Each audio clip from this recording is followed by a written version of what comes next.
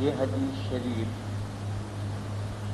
کتاب الزکوٰۃ کی حدیثوں کا باوا ہے۔ کتاب الحج میں ایک حدیث آئے گی، اسے حضرت وقی رحمۃ اللہ علیہ نے فرمایا ہے کہ ام المناسک ہے، احکام حج کی ماں ہے، وہ ماں ہے، یہ باوا ہے۔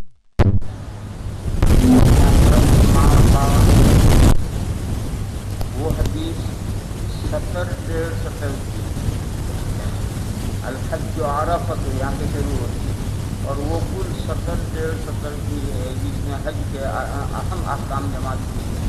150 سطر کی اتما ہے، اور یہ آدھے صفحے کی باوا ہے۔ اس لیے اس حدیث شریف کو اچھی طرح سے سمجھنی ہے، بچوں کے مضمون نیا ہے، اس لیے دماغ میں جلدی بیٹھتا نہیں ہے، اس لیے جو باتیں کل بیان کی تھی پھر بیان کر رہا ہوں۔ وَبِهِ قَالَ حَدَّثَنَا زِيَادُ بْنُ أَيُّوبَ الْبَغْدَادِيُّ وَإِبْرَاهِيمُ بْنُ عَبْدِ اللَّهِ الْهِرَوِيُّ وَمُحَمَّدُ بْنُ كَامِلٍ الْمَرْوَزِيُّ الْمَعْنَى وَاحِدٌ قَالُوا حَدَّثَنَا عَبَّادُ بْنُ الْعَوَّامِ عَنْ سُفْيَانَ بْنِ حُسَيْنٍ۔ یہ بات میں نے بتائی تھی کہ سفیان بن حسین بڑے اچھے آدمی، بڑے بڑے راوی، مضبوط راوی، مگر خاص طور پر امام ظہری رحمۃ اللہ علیہ کی حدیثوں میں وہ ضعیف قرار دیے گئے ہیں بالاتفاق، اس میں کوئی اختلاف نہیں۔ ان کے ایک متابع ہیں، وہ بھی ظہری سے یہ حدیث اسی طرح سے روایت کرتے ہیں، ان کا نام ہے سلیمان بن کثیر۔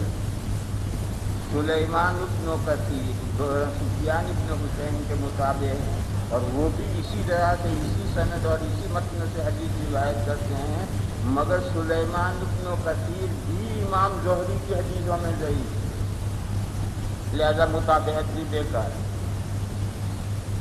عن سفیان بن حسین عن الزہری عن سالم عن ابیہ ان رسول اللہ صلی اللہ علیہ وسلم کتب کتاب الصدقۃ۔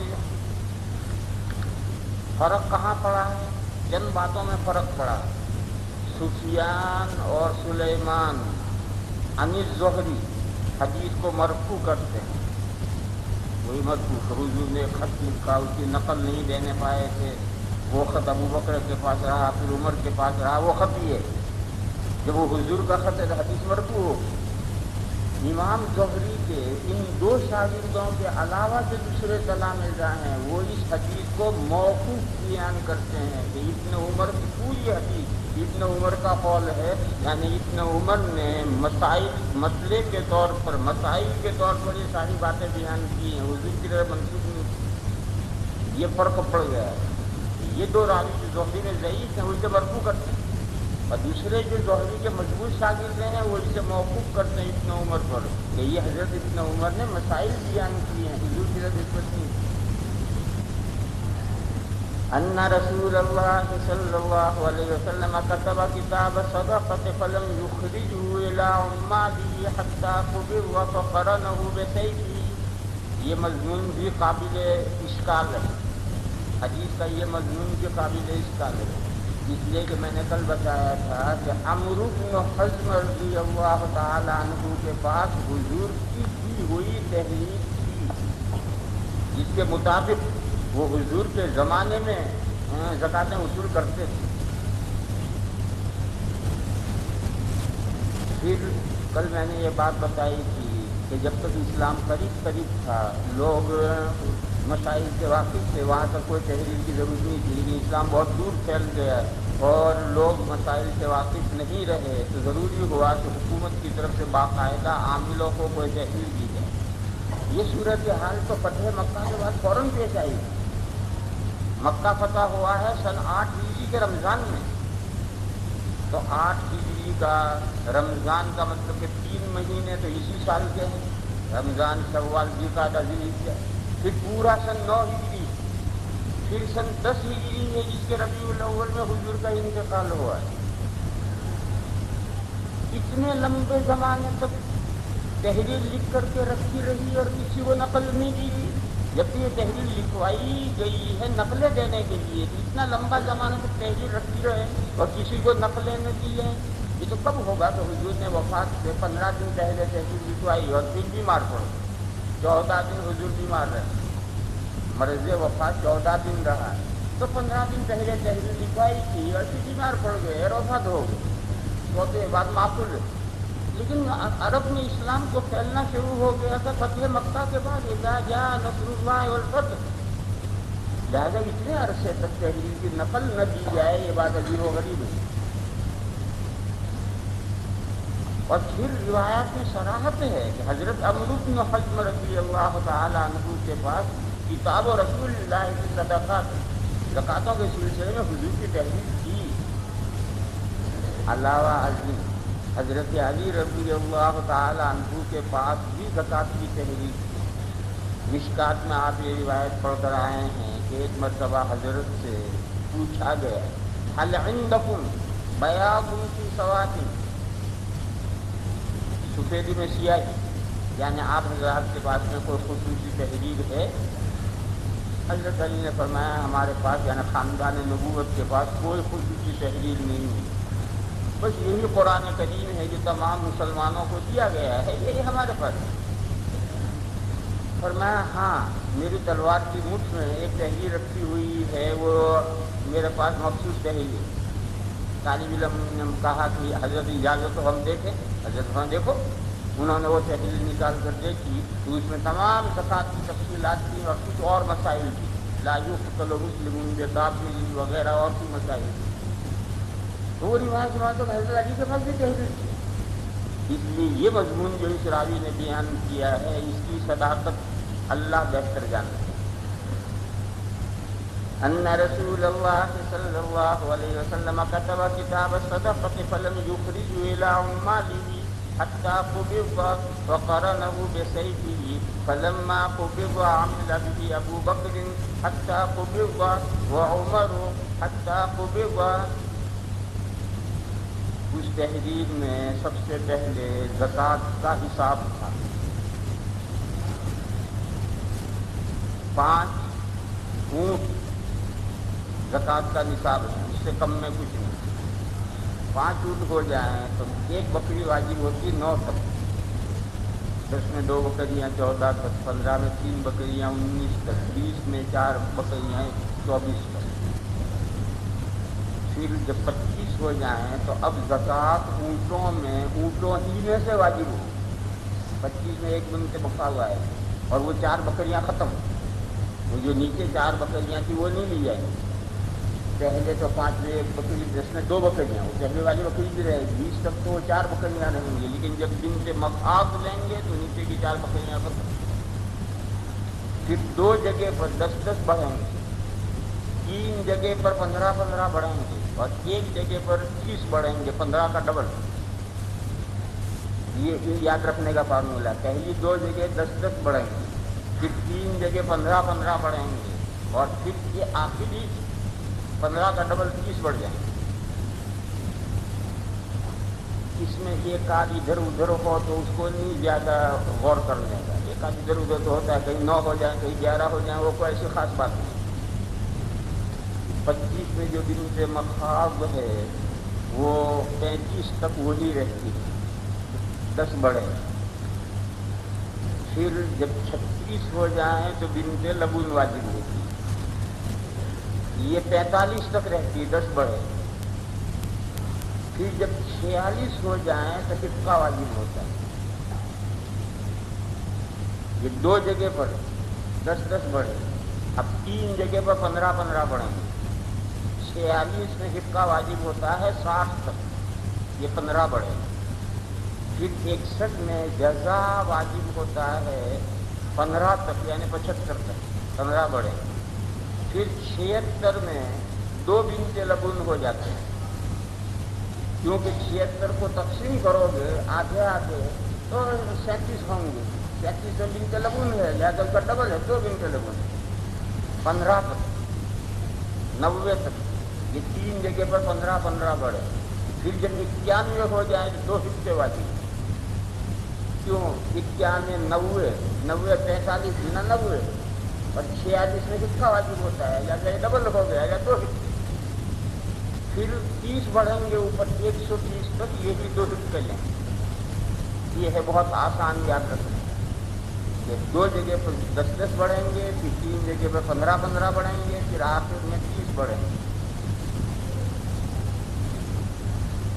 وَكَانَ فِي 5 مِنَ الْإِبِلِ شَاةٌ وَفِي 10 شَاةَانِ وَفِي 15 3 شِيَاهٍ وَفِي 20 4 شِيَاهٍ وفي 25 بنت مخاض إلى 35 فإذا زادت ففيها بنت لبون إلى 45 فإذا زادت ففيها حصة إلى 60.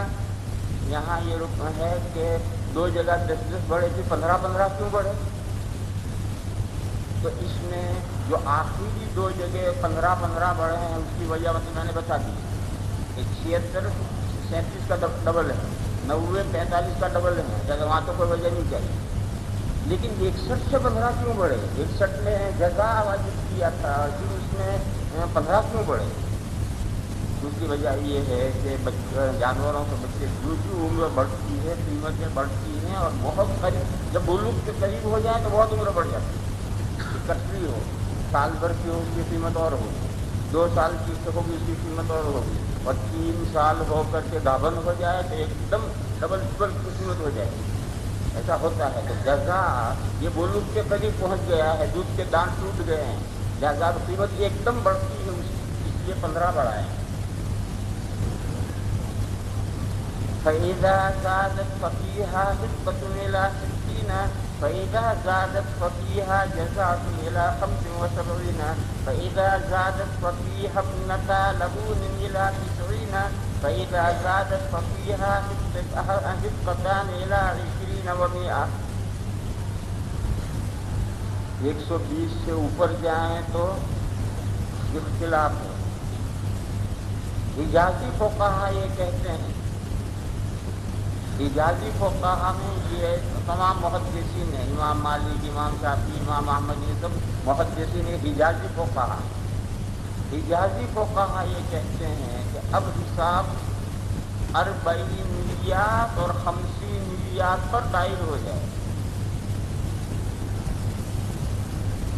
40 اور 50 پر حساب دائر ہو جائے، اور یہ پہلا حساب سارا ختم. پھر ان میں تھوڑا سا اختلاف ہوا ہے. امام شافعی علیہ الرحمہ کے لیے کہتے ہیں کہ حساب بدل جائے گا 121 میں، مگر یہ جو ایک بڑا ہے اس میں کچھ نہیں لینا. اوپر جو 9 ہیں یہ وقت ہیں ان میں کچھ نہیں، مگر حساب 121 میں بدل جائے گا. 120 ہیں، کیا لیا تھا؟ 2 حصے، 121 ہو گئے، اب 2 حصے نہیں. اب 121 کو 40 میں تقسیم کرو تو 3 40 نکلیں گے، لہذا 121 میں 3 بنت لبون. حساب بدل گیا. امام مالک اور امام احمد رحمہم اللہ فرماتے ہیں کہ نہیں، ابھی حساب نہیں بدلے گا، جب 130 ہوں گے تب حساب بدلے گا، اور 129 تک وہی 2 حصے لیں گے. جب 130 ہو جائیں تو اب دیکھو اس میں کتنے 40 ہیں کتنے 50 ہیں، جتنے 40 ہو اتنے بنت لبون لو، اور جتنے 50 ہو اتنے حصے لو. یہ ان میں تھوڑا سا اختلاف ہوا ہے. ان بزرگوں کی دلیل یہ ٹکڑا ہے. فَإِذَا زَادَتْ عَلَى 20 و100 فَفِي كُلِّ 50 حِصَّةٌ وَفِي كُلِّ 40 ابْنَةُ لَبُونٍ. عراقی فقہا، صرف احناف ہی نہیں ہیں، احناف کے علاوہ اور بھی حضرات ہیں، جیسے ابن ابی لیلہ، ابن جبرمہ، عامر شابی اور بہت سے، یہ سب عراقی فقہا. عراقی فقہا یہ کہتے ہیں کہ نہیں، حساب 40 اور 50 پر دائر نہیں ہو، بلکہ 120 کے بعد حساب اثر نو شروع ہو. یہ 120 کا حساب رہنے دو اپنی جگہ، اور 120 کے بعد حساب اثر نو شروع ہو. 1 بکری، 2 بکری، 3 بکری، 4 بکری، بنت مخاض 25. اب اس 25 کو 120 کے ساتھ لگاؤ، ملاؤ تو یہ 145 ہے. 145 میں 2 حصے اور بنت مخاض کہاں تک؟ 149 میں. 150 ہو گئے، اب 50 کا حساب آیا جائے، 150 ہو گئے، 3 50 ہیں، لہذا 3 حصے۔ پھر اثر 9، 1 بکری، 2 بکری، 3 بکری، 4 بکری، بنت مخاض 36 میں بنت لبون، اس کے بعد کل تھوڑی سی غلطی ہوئی تھی، 36 میں بنت لبون، 45 تک، 46 میں حقہ، اب حقہ لازم کر کے اسے 150 کے ساتھ ملاؤ، تو 196 ہو گئے، 196 میں 4 حصے ہو گئے، وہ ایک 150 والا حصہ تو تھا ہی، یہ 46 والا حصہ اور آ گیا، یہ 46 والا حصہ پورے 200 تک رہے، 200 تک 4 حصے ہو، پھر 200 سے اوپر ہو جائیں پھر اثر 9 حساب کرو، اسی طرح سے بکری بکری بکری بکری، پھر بنت مخاض، پھر بنت لبون، پھر 46 میں حصہ واجب کر کے اسے ملائیں گے۔ یہاں تھوڑی سی غلطی ہو گئی تھی، کل اسے صحیح کرو۔ کل یہ بھی میں نے بتایا تھا کہ عراقی فقہا کی 3 دلیلیں ہیں، ایک حضرت عمرو بن حزم رضی اللہ تعالی عنہ کا خط ہے جو ان کے پاس حضور نے لکھ کر تحریر دی تھی، وہ تحریر ان کے پاس ہے، اور وہ طحاوی شریف میں بسند حسن مروی، اس کے لمبی روایت ہے، خلاصہ اس کا یہ ہے کہ جب 120 سے اوپر اونٹ زائد ہو جائیں فَإِنَّهُ يُعَادُ إِلَىٰ أَوَّلِ فَرِيضَةِ الْإِبِلِ، بس بے شک وہ زائد اونٹ لوٹا دیے جائیں، جہاں سے اونٹوں کا حساب شروع ہوا تھا ادھر لوٹا دیے جائیں، یہ ان کی روایت کا یہ جملہ، فَمَا زَادَ فَإِنَّهُ يُعَادُ إِلَىٰ أَوَّلِ فَرِيضَةِ الْإِبِلِ۔ دوسری دلیل حضرت ابن مسعود رضی اللہ تعالی عنہ کا قول ہے، حدیث نہیں، مرفوع نہیں، اثر ہے، ابن مسعود رضی اللہ تعالی عنہ کا قول ہے، طحاوی میں بھی ہے اور امام محمد علیہ الرحمہ کی کتاب الآثار میں بھی ہے۔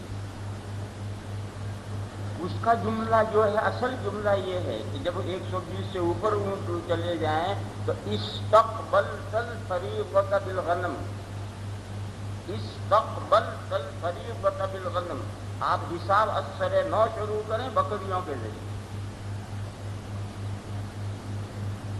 تیسری دلیل میں نے بیان کی تھی کہ حضرت علی کرم اللہ تعالی وجہہ کا مذہب بھی استیناف کا تھا، یعنی 120 کے بعد میں حساب اثر 9 شروع کیے، حضرت علی کا یہ مذہب تھا، اور اسی کے مطابق حضرت علی اپنے دور خلافت میں زکوٰۃیں وصول کرتے، اور حضرت علی کے مسلک ہی کو فقہاء عراق نے لیا ہے، یہ تو روایت میں ہے۔ پھر اس کے ساتھ یہ ملاؤ کہ حضرت علی کے پاس بھی زکوٰۃوں کے سلسلے کی ایک تحریر تھی، بس حضرت علی کا مذہب، ان کے پاس جو تحریر ہے اس کے خلاف نہیں ہو سکتا، لہذا ابھی یوں حدیث مرفوع بن گئی۔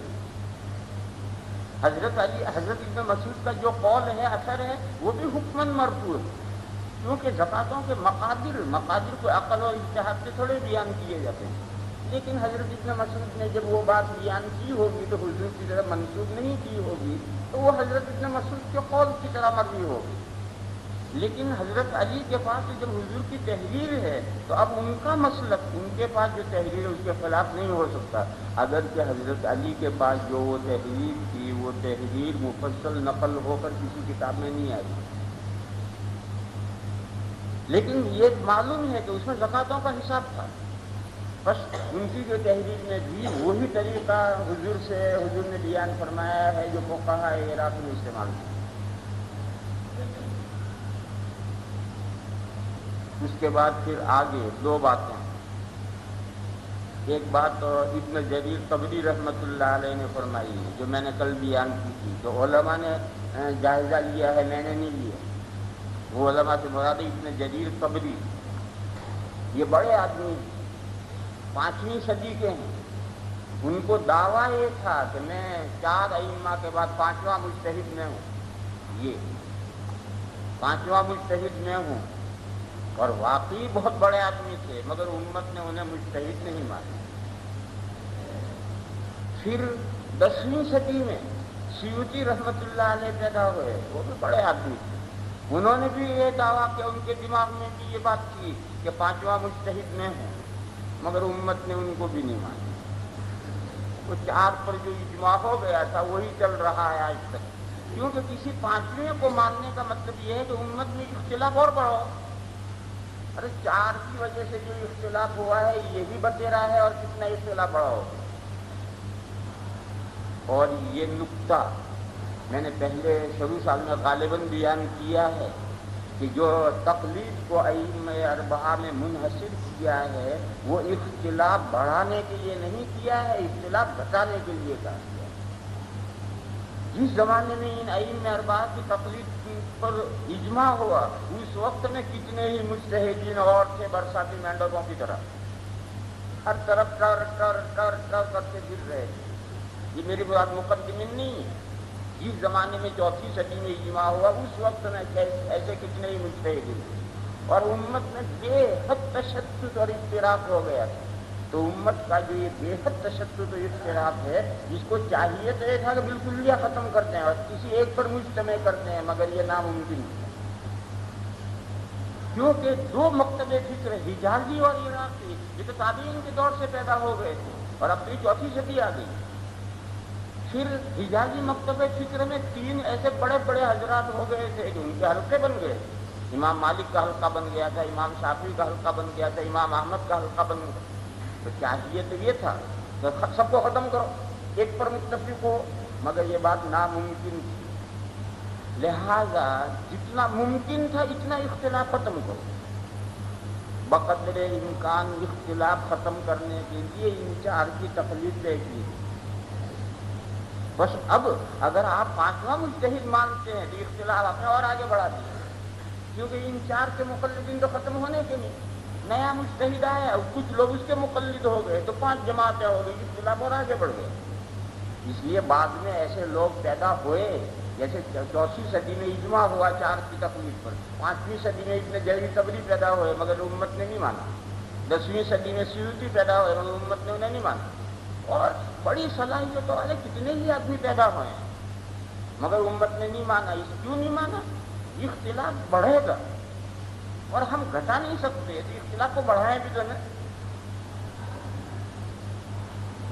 بہرحال ابن جریر طبری رحمۃ اللہ علیہ نے یہ بات ارشاد فرمائی ہے کہ چاہے آپ زکوٰۃ وصول کریں امام ابو حنیفہ کے قول کے مطابق، چاہے آپ زکوٰۃ وصول کریں ائمہ ثلاثہ کے قول کے مطابق، حکومت کے پاس جو مالیت آئے گی وہ یکساں ہے۔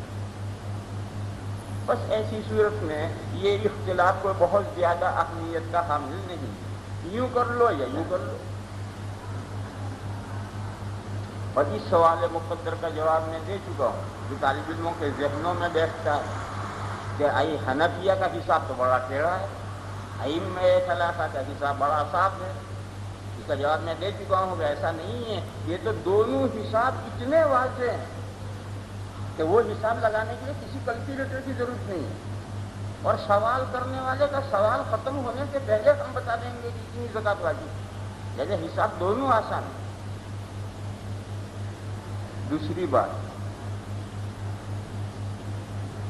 روایتیں یہ بھی ہیں، تطبیق کیا ہے؟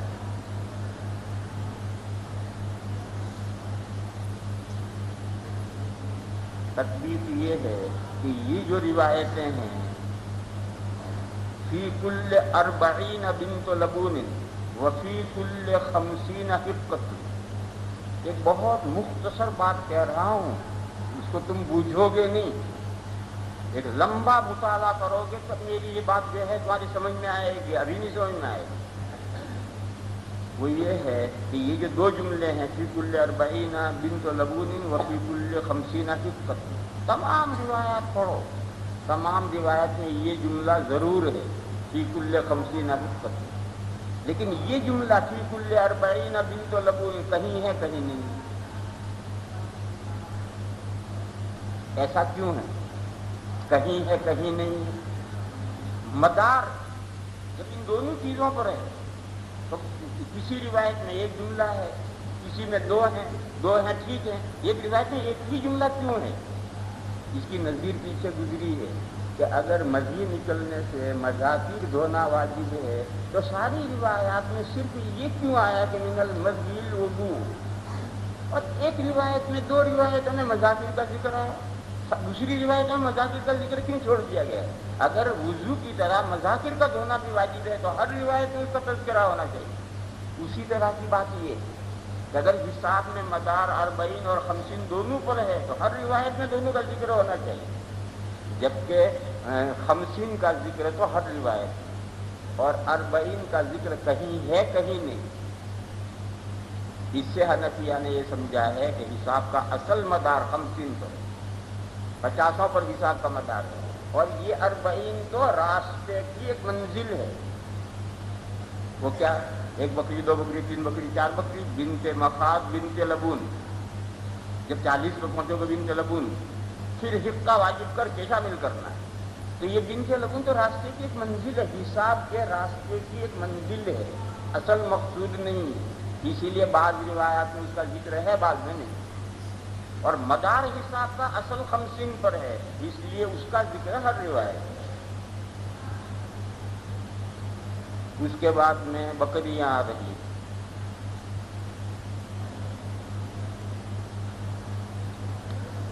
40 نصاب ہے، 40 میں ایک بکری، 120 تک، 120 میں بھی ایک بکری، جب 131 ہو جائیں اب 2 بکریاں، پورے 200 تک، پھر جب 201 ہو جائیں تو 3 بکریاں، یہ کہاں تک؟ 400 پورے ہونے تک، یعنی 399 تک، یہی 3 بکریاں۔ جب 400 پورے ہو جائیں تو 4 بکریاں، پھر 500 پورے ہو جائیں تو 5 بکریاں، ہر سینکڑے میں 1 بکری۔ یہ جمہور کی رائے ہے، اور بخاری شریف میں حضرت انس کی روایت میں اس کی صراحت ہے۔ ایک بزرگ گزرے ہیں، ان کا نام ہے حسن بن حی، وہ کہتے ہیں نہیں، 201 میں جو 3 بکریاں ہیں یہ 300 تک، 301 ہو جائیں تو 4 بکریاں 400 تک، 401 ہو جائیں تو 5 بکریاں 500 تک، 501 ہو جائیں تو 6 بکریاں 600 تک۔ یہ حسن ابن حی کی رائے ہے۔ جمہور کے قول میں اور ان کے قول میں فرق یہ ہے کہ جو سینکڑے میں بکری واجب ہوتی ہے، یہ سینکڑے کی تمامیت پر واجب ہوتی ہے یا سینکڑا شروع ہونے پر واجب ہوتی ہے، بس یہ اختلاف ہے۔ بس جمہور کے نزدیک سینکڑے کے ساتھ ساتھ بکری رہے گی، اور حسن ابن حی کے یہاں سینکڑا شروع ہوتے ہی بکری شروع ہو جائے گی، سینکڑا پورا ہونے سے پہلے وہ بکری واجب ہوگی۔ 500 ابھی پورے نہیں ہوئے، 450 ہیں 5 بکری، 450 ہیں 5 بکری، 500 پورے ہونے تک یہی 5 بکریاں، پھر چھٹا سینکڑا شروع ہو گیا، شروع ہوتے ہی 6 بکری۔ بات تو حسن ابن حی ڈنگ کی کہہ رہے ہیں، مگر میں نے بتایا کہ نسائی شریف میں حضرت یہ انس کی روایت میں، مرفوع روایت میں اس کی صراحت ہے کہ 201 میں 3 بکریاں ہیں 300 تک، پھر اگلا سینکڑا پورا ہو تب بکری، تو 201 میں 3 بکریاں 300 تک، پھر چوتھی بکری تو واجب ہوگی جب اگلا سینکڑا پورا ہو، یعنی 400 پورے ہوں گے تب 1 بکری واپس۔ اس لیے تمام جمہور اس پر متفق۔